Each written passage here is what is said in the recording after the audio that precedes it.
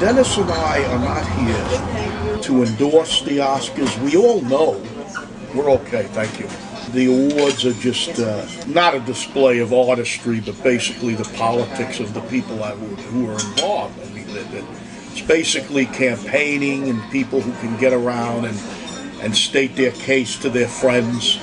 It's never a display of what we look on as, you know, the best films of the year. You know, we follow the critic awards, and you can say what you want about the critic awards, but at least the people who vote on them are critics. They're people who see the films. They're not people who get screeners in the mail that they don't receive, that they never watch. Carpenters or, you know, different people in the technical craft that just vote for films because they were told to vote for films, because their friends told them to vote for films. I mean, so many of the votes that are cast by the Academy Award Committee are bogus. So at least with the critic awards, whereas some people, you know, they get very angry at me on blogs, you know, when I mention the critics. The point is that I like to see what other people think, you know, and I don't want to just be hung up on what I think or my little circle of friends think. And for the last 6 weeks, I've been following the quintessential blog, Awards Daily, which is run by a California woman named Sasha Stone and a young man named Ryan Adams who lives in Kentucky, and they've been running this show, and you know, they've had to take a lot of flack for other bloggers who just go jumping in there, attacking some of the choices that other people embrace. In any case, AD, as it's known, they've embraced Lincoln. They've championed Lincoln. Well, the Academy Awards are basically brought in to allow the public in general who like movies to come in and get involved in the fun of the whole thing. I've always felt, and I think Sam will agree with me, is that they're basically a way of springboarding people who normally wouldn't see these types of films to go out and say, hey, well, you know, that won an Academy Award, maybe I should go see that film.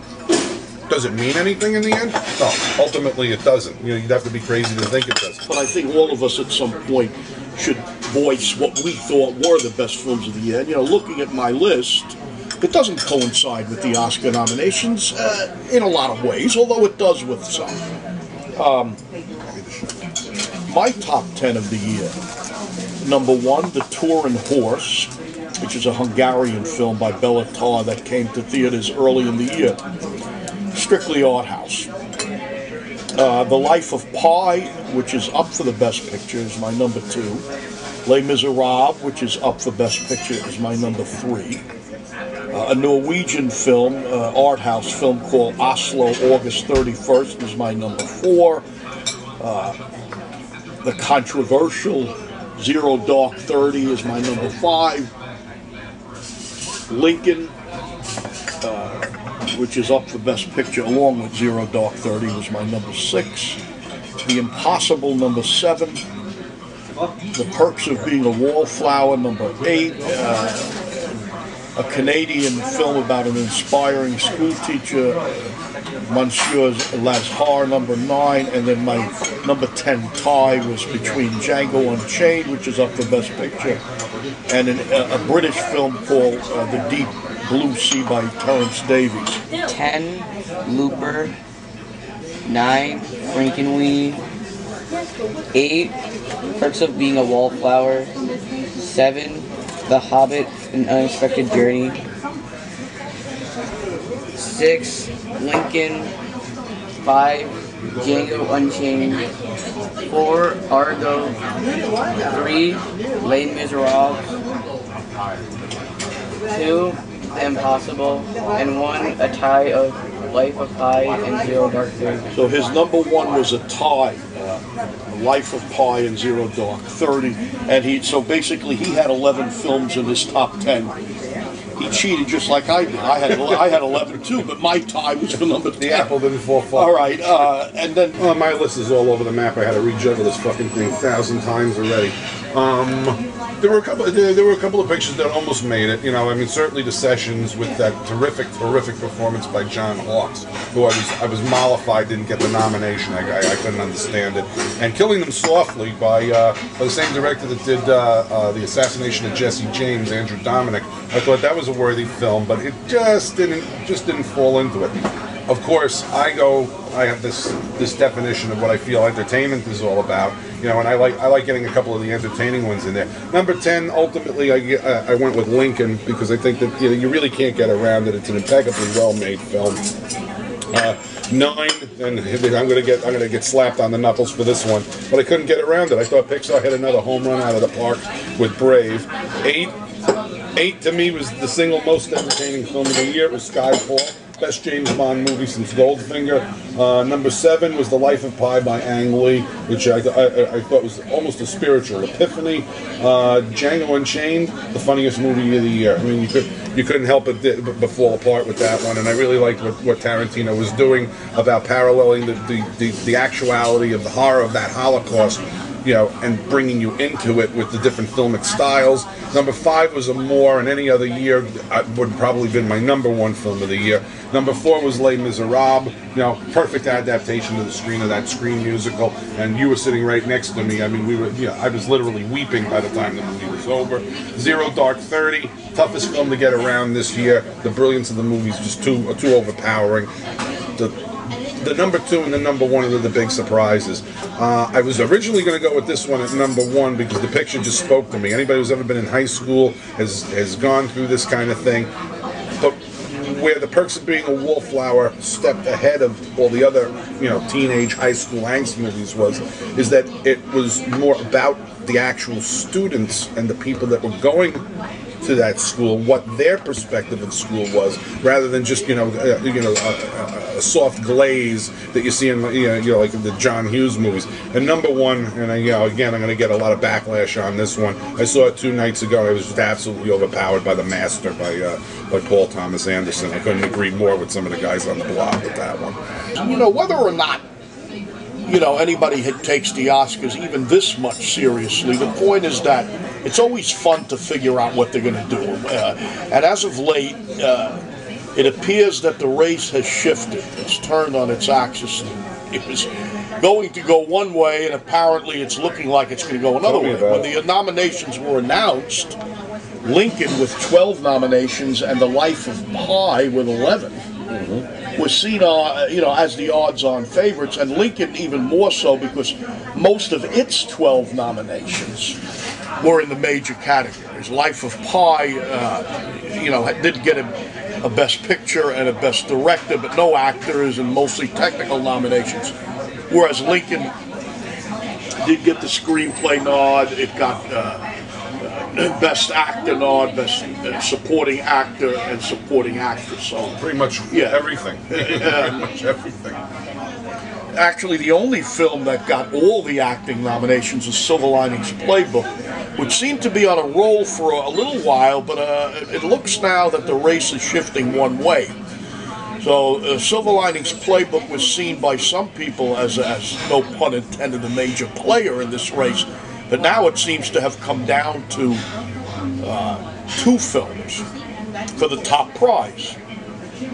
And after the broadcast film critics started this streak going for Ben Affleck's Argo, it has rolled, over with a Golden Globes win, the Producers Guild, and then now, just earlier this week, the Directors Guild. It's winning everything. So there are 2 theories here. One of them is that we need to just throw in the towel and say Argo's got Best Picture, even without the director nomination. Or anything else, or more detail? Or it can be looked on as some type of a smokescreen. That maybe if the Writers Guild, and there's a good friend of mine, Pierre de Plume from Minnesota, who made a very, very good argument, and I right away followed him. Mentioning him now, he said to me earlier in an email, he said to me, if this idea doesn't come true, you're the blame. It was your idea. Of course, it was really his idea. A very good one. And that is that the Writers Guild may give their prize to Tony Kushner of Lincoln. If that were to happen, that may possibly swing this race to the point where Argo could somehow get defeated in what would surely be a very, very close contest. And if Kushner would have won, it would indicate that the writers are with Lincoln. And nobody wants to believe that Argo's going to win just one Academy Award. Is it possible that it's only going to win one Academy Award for Best Picture? When was the last time that happened? Grand Hotel in the 30s? I don't even remember that. Did it happen with a couple of others? This a little further. Yeah. Okay, and you and I are both in agreement that this is the most perplexing Oscar year that we've seen in a long, long time. Right? By not nominating Ben Affleck, which everybody was screaming was a definite, and don't you think that by not nominating him and Catherine Bigelow and not nominating Tom Hooper, who clearly made very good films this year, that they were basically stacking the deck in favor of Steven Spielberg and Lincoln? Because Lincoln came out the strongest in the end. It had 12 nominations. It was the early favorite, the film that everybody said couldn't be beat. And by slighting Affleck, Bigelow, and Hooper, it gave the Academy the ability to push Lincoln into the forefront and allow it to come in and landslide everything. To me, this is a backlash by the critics saying, we don't like the Academy's politics, so we're just going to basically stick it up their ass and give Argo everything until they are force-fed Argo into the Best Picture. Well, who are you saying that was going to give Argo everything? You're saying critic groups? I'm not talking about the critic group, but the Golden Globe went to Argo, the Directors Guild went to Argo, the Screen Actors Guild went to Argo. There is talks that the writers... Well, the guilds, but what I'm saying is the critic groups, which preceded the guilds, they did not honor Argo nor Lincoln. If I said that, hardly at all. It just been a slip of the tongue. Yeah. But what I'm saying is that the guilds are all coming together, and they're basically saying, we think that this is dirty pool. You didn't nominate Ben Affleck, you didn't nominate Catherine Bigelow, you didn't nominate Tom Hooper. All of these films were nominated for Best Picture. You slighted them and stacked the deck in favor of Steven Spielberg. Because let's face the facts here. David O. Russell in the Silver Linings Playbook has no chance to win, right? Beats of the Southern Wild, I would be shocked if it even got the nomination, right? So I mean, really, what is there? The Life of Pi. You and I have both discussed this. The Life of Pi is last year's Hugo. It'll do very well in the technical awards, but it won't make it to the majors. Amore is the only dark horse in this race, I think. Right, so it comes down to Argo and Lincoln, and I think that what the guilds are saying is that we didn't like the dirty pool that you played on this one, right? So here's what we're going to do. We're going to give it everything under the sun before the Oscars, and we're going to force you into a Best Picture award. All right, Dennis's argument of dirty pool, that should be explained in this discussion. The dirty pool he's referring to was engineered by the Directors Branch of the Academy, not the Directors Guild of 14,000 members. They nominated Affleck. They nominated Bigelow. It's the 500 do-as-we-want directors who always throw curveballs at the membership every year. They always like to show they have an art house slant, which I think is basically a good idea. But what they did this year was they nominated Zeitlin, Haneke, and Russell, 3 directors who did not get Directors Guild nominations. So they basically changed it on 3 of 5, which is almost, it's not unprecedented, but it's close to being unprecedented. The 3 of the choices that the Guild made were thrown out the window, and 3 other ones came in. Now, there's talk that a lot of this happened because of the change in balloting, the deadlines. People were angry that Ben Affleck did not get a nomination. They were also angry that Catherine Bigelow didn't, but the Affleck one really bothered them, I guess, because he has a lot of friends in the Academy. He and George Clooney together make a very powerful, publicity team, and they can really go out. I mean, they got just as much political clout as Harvey Weinstein, and they were able to apparently make people feel sorry for not getting that director's nomination. So what happened there was just a tidal wave of Argo support from one guild to the next. And that it's been so convincing and so unanimous that at this point in the game, most people are saying, forget about it. It's all, the game is over. Yeah. Argo is going to win. Yeah, didn't get a director's nomination. That's right. The last film that won Best Picture without a director's nomination was Driving Miss Daisy in 1989, a film that I love, but I've had to defend it to a lot of people who like to, they always like to use that as a punching bag, as an example of a bad choice. Not a bad choice at all. 1989 was a great year in film. I'm not going to get into it now as far as all the great movies that came out that year, but Driving Miss Daisy is a wonderful film.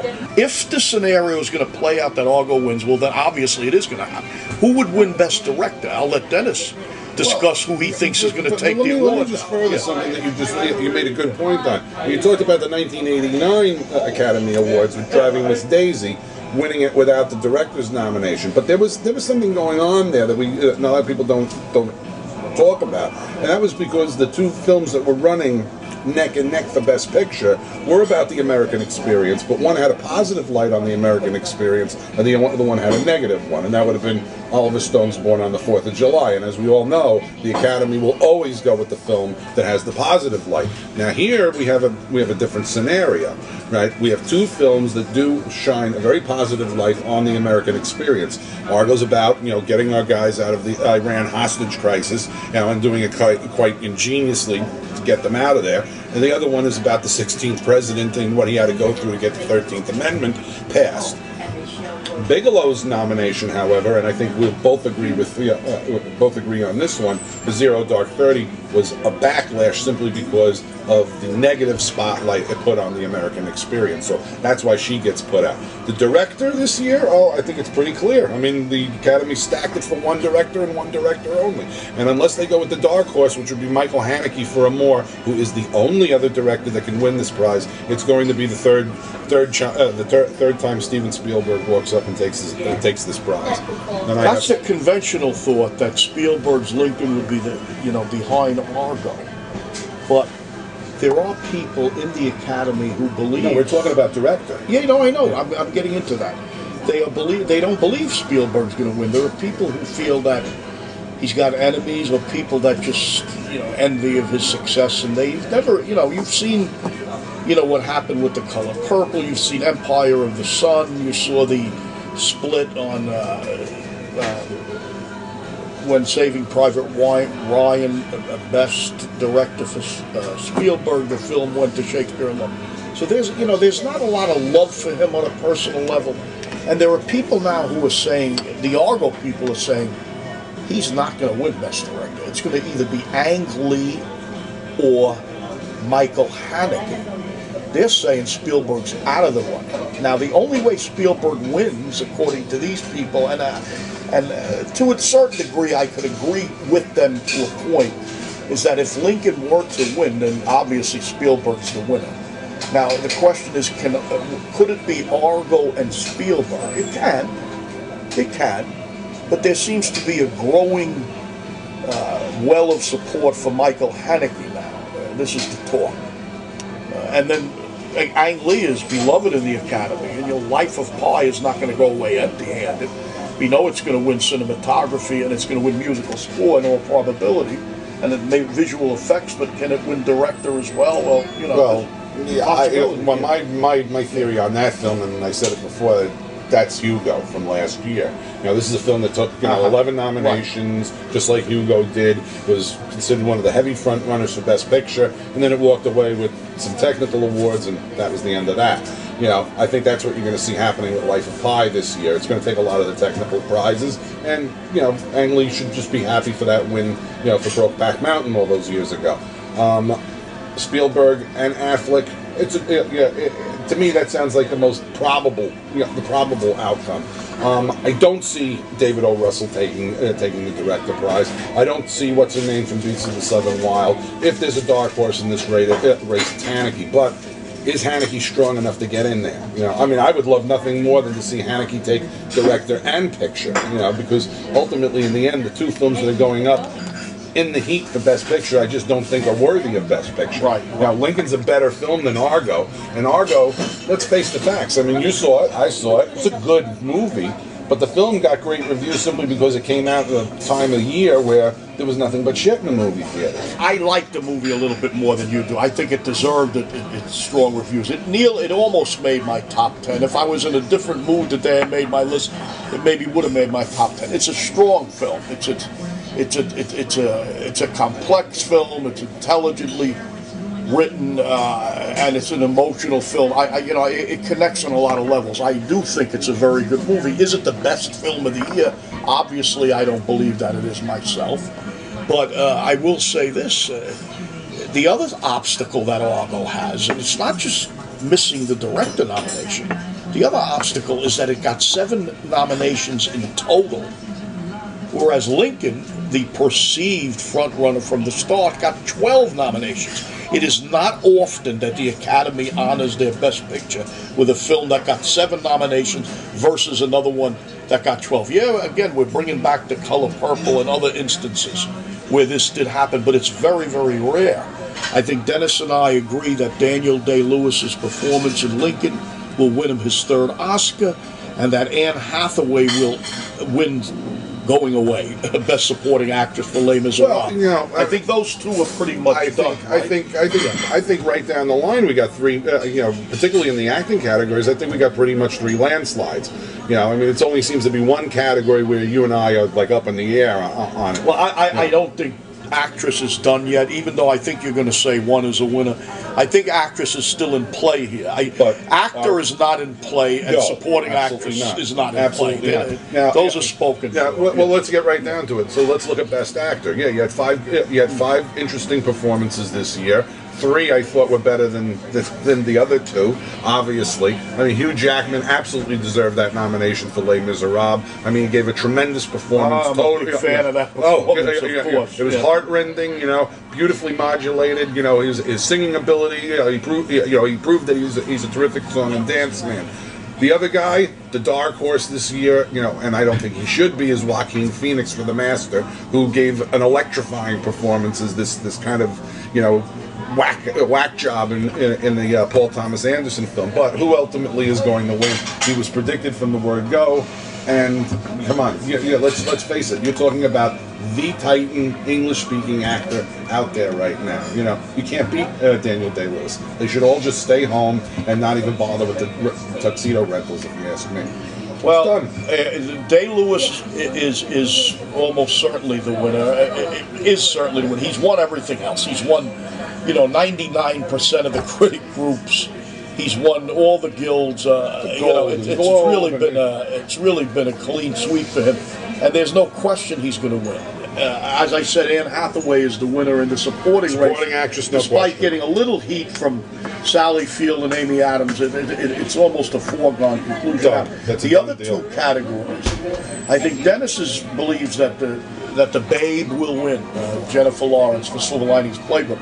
But I'm holding out hope for Emmanuel Riva, who I feel is the deserved winner of the 5 nominated performances in Amour, and also for Jessica Chastain for Zero Dark 30. I feel those 2 are very, very much in play. I'm a little skeptical about Naomi Watts, who I like very, very much in The Impossible, which was a top 10 movie for me. But and the other one, the other nomination, the 9-year-old, is the young Miss Wallace for Beasts of the Southern Wild. And again, I think the nomination is really all she's going to come away with. It's a stunt nomination. Yeah. It's a cute little performance in an interesting film, but nothing more than that. I agree with you that Emmanuel Riva seems to be the one that if there could be an upset to Jennifer Lawrence this year, it's most definitely going to be Riva, who, in my personal opinion, gave the best performance of the 5 women in here. Chastain seemed to be an early favorite, but there seems to be a lot of backlash. And re-looking at the film again, it's more of a reactive performance than anything else. It's a lot of facial expression. She really doesn't have much dialogue in the movie. The only nomination that totally surprised me in this particular category was that of Naomi Watts. And you and I have thought about this one. I thought Watts' performance was nothing more than a grand supporting turn, and yet they bucked her up to Best Actress. I think this was clearly filler. She should have been in the supporting actor race, the supporting actress race, and ultimately, it's just filler. It was a weak year for actresses. My personal opinion, it's going to Jennifer Lawrence. She won the Screen Actors Guild. She won the Golden Globe. I think it's a done deal. But I will defend it in one way. I thought of that film, she was the very best thing in that movie. And there's not too much to talk about with that film. I'm going to predict an upset here. I'm going to predict Emmanuel Riva. I hope you're right. Which is a very bold prediction at this point, but I'm going to predict an upset. What the fuck is that?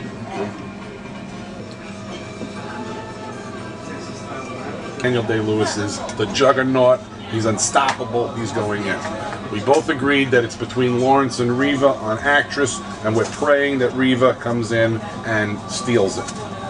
We're all in agreement that the supporting actress is going to be Anne Hathaway in the landslide of the night for Les Miserables.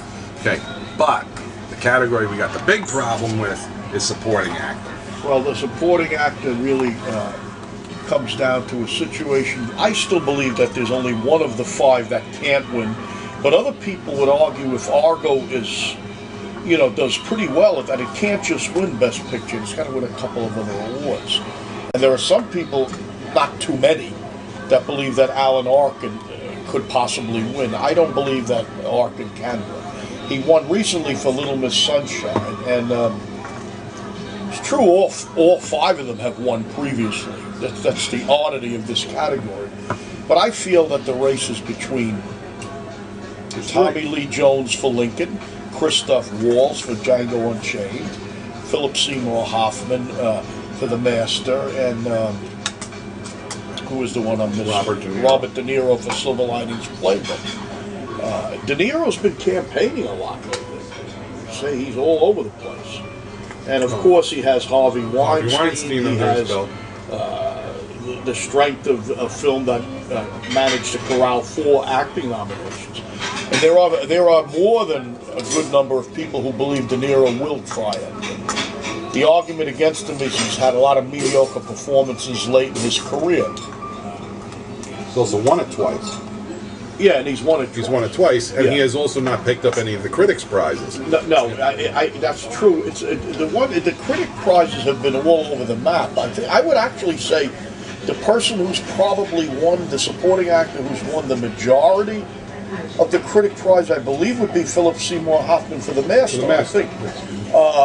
In any case, to me, it's between Tommy Lee Jones, Christoph Waltz, and Philip Seymour Hoffman. I'm going to make a call for Tommy Lee Jones, who won the SAG. He won the Screen Actors Guild. And if I had to vote myself, I probably would vote for Waltz, for Django Unchained. But although I did like Tommy Lee Jones very much, and would have no problem with him winning, and I'm going to predict him to win. Okay. And I wouldn't say that you're off the mark on it. I think he's one of the strongest. I think it is coming down to 3. I think 2 of them are out of the race. I don't see De Niro taking it, unless, of course, this show of support, by Weinstein and company moves, Silver Linings Playbook into a bigger winner's circle than we're predicting. I think Alan Arkin is absolutely out of the race on this one. He's won it only recently, and the performance is a throwaway. It's a throwaway performance. I think it comes down to Tommy Lee Jones and Philip Seymour Hoffman. Which one of the 2 is ultimately going to take it? Well, I think the Prestige film obviously is going to indicate that it's Tommy Lee Jones. However, who do I want to see win? Oh, it's no question. I want Christoph Waltz to take that one. He gave the most electrifying performance of the 5 people, easily the funniest one. And when was the last time we saw a really great comedy performance? Take it. The guy's a master with this kind of dialogue. He totally stole Django Unchained. It's one of my favorite performances. I'm gonna say that in rounding up everything, and the Screenplay Awards, it's between Terrio for Argo, Chris Terrio for Argo, and Kushner for Lincoln for The Adapted. Right. And the original screenplay, I believe, will go to Michael Haneke for Amour, although Zero Dark 30 is certainly in the running there. So, yes, it is. Yeah.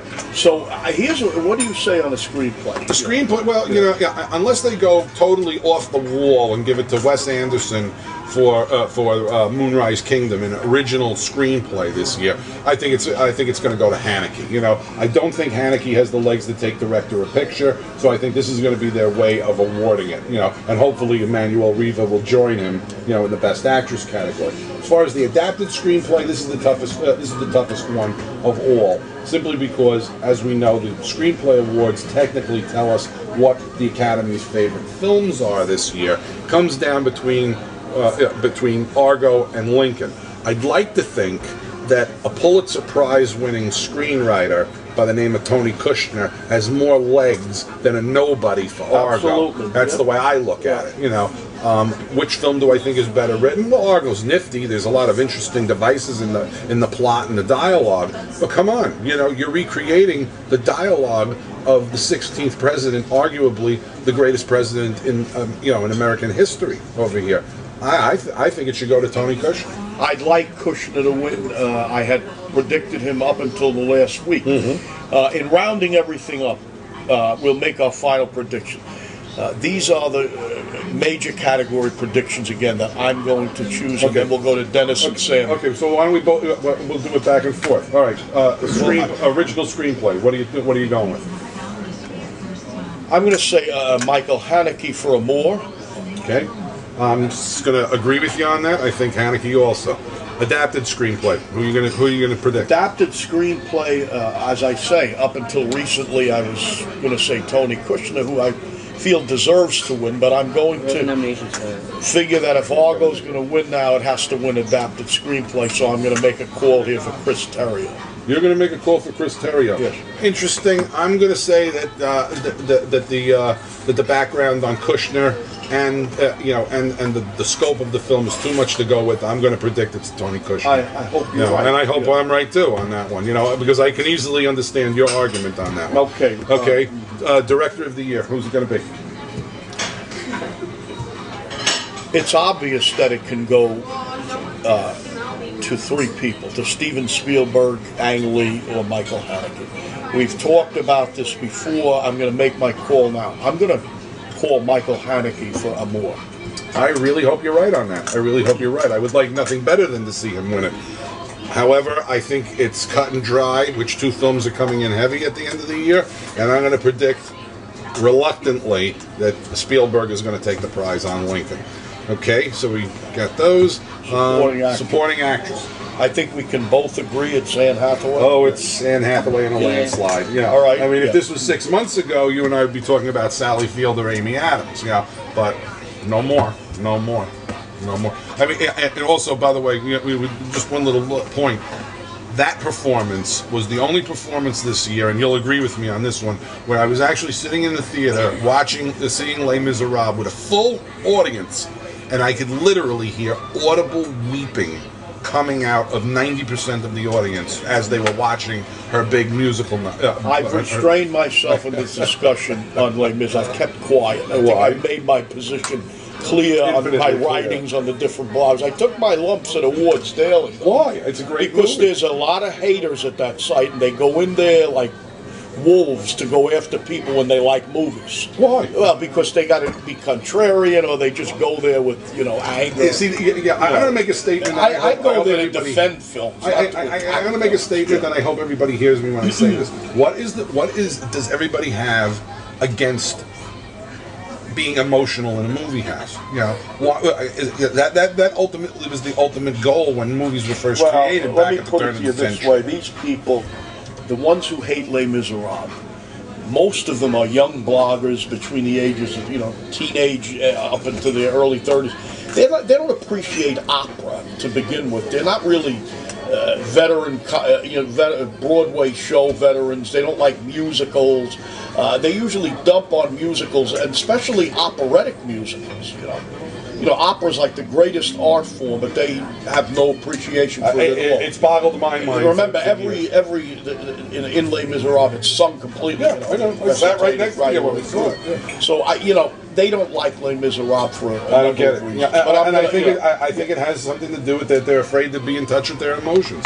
Okay, supporting actor. Who's supporting actor, I'm going to call Tommy Lee Jones as the winner. And I think you're right on that. I think you're right. I think because it's going to have a very difficult time with Best Picture, that they're going to be their way, along with Daniel Day-Lewis, to make up for Lincoln.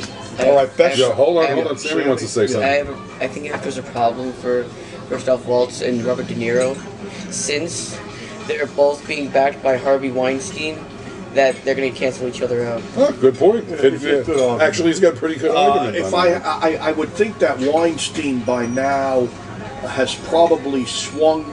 He's leaned a little more on De Niro because I think he was more in tune with the prospective chances of Silver Linings Playbook with Oscar voters.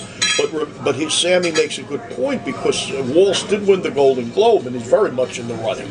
So that could very well be true, and that would be another reason why Tommy Lee Jones would win. But my essential reason for going with Jones, believing he won the SAG Award. Now that doesn't mean they'll always match up, but I'm figuring that shows that there's a big support for him within the actors branch. Okay. All right, Actress of the Year, the lead actress of the year. Yeah, I'm going to call that big upset for Emmanuel Riva for Amour, even though I recognize that Jennifer Lawrence is the favorite and that Jessica Chastain could very well be the runner-up favorite. I'm going to call for the upset the same way I call for Michael Haneke.